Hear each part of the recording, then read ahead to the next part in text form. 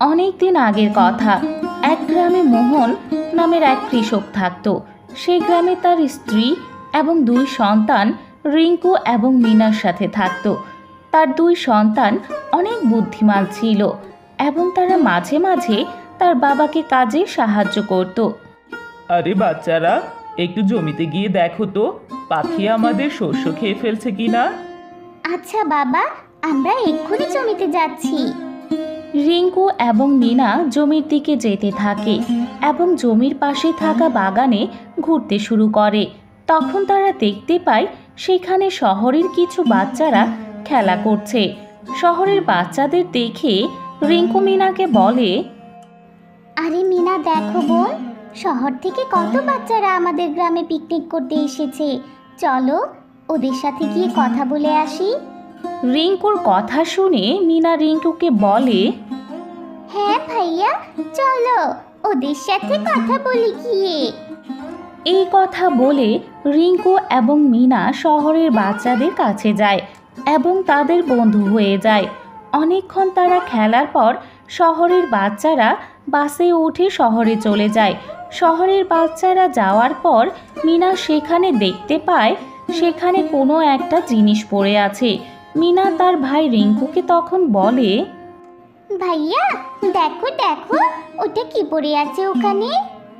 রিঙ্কু সেই জিনিসটা দেখে মিনাকে বলে, আরে না, ওদের কোনো ফোন মনে হচ্ছে। আমরা এখন এটা আমাদের কাছেই রাখি। কেউ না কেউ তো এই ফোনটা খুঁজে এখানে আসবে, তখন আমরা এই ফোন ওদের দিয়ে দিব, কেমন? এই কথা বলে রিঙ্কু সেই মোবাইলটি তার পকেটে রাখে। কিন্তু তারা যখন তাদের জমির উপর দিয়ে বাড়ি ফিরে যাচ্ছিল তখন রিঙ্কু তার পকেট থেকে মোবাইল ফোনটি বের করতে গিয়ে অবাক হয়ে যায়, কারণ সে মোবাইলটি তার পকেটেই ছিল না। সে তার বোনকে তখন বলে, আরে আরে, এই ফোন কোথায় গেল? আমি তো পকেটেই রেখেছিলাম। আরে মিনা, মনে হয় ওই ফোনটা আমাদের জমিতেই পড়ে গেছে। চলো ভাইয়া, তাহলে ওটা খুঁজে আনি গিয়ে। যখন তারা দুজন আবারও তাদের জমিতে যাওয়ার জন্য হাঁটতে শুরু করে তখন তাদের মা বলে, আরে আরে বাচ্চারা, এত ঝগড়া করছো কেন? এত চিৎকার কিসের?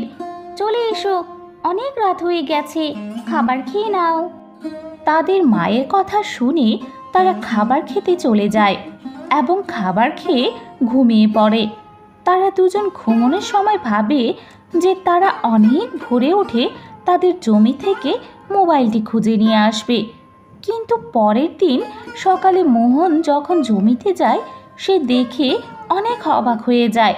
সে দেখতে পায় যে তার জমিতে যে গাছগুলো লাগিয়েছিল সেগুলো সব নষ্ট হয়ে গেছে, আর তার জমিতে একটা মোবাইলের গাছ জন্মেছে।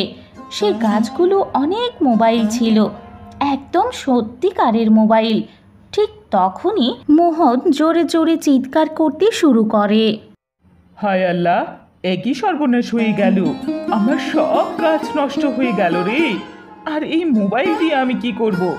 আরে কমলা, আরে বাচ্চারা, এসে দেখো কি হয়েছে এখানে।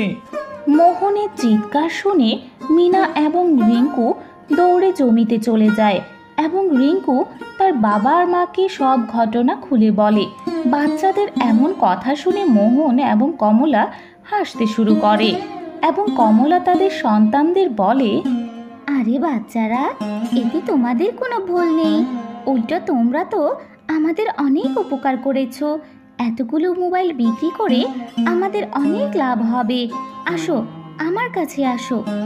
মায়ের এমন কথা শুনে বাচ্চারা অনেক খুশি হয়ে যায় এবং তারা সেই মোবাইল বাজারে বিক্রি করে অনেক টাকা পায় এবং তাদের অভাব দূর হয়ে যায় আর তারা অনেক সুখে শান্তিতে বসবাস করতে শুরু করে।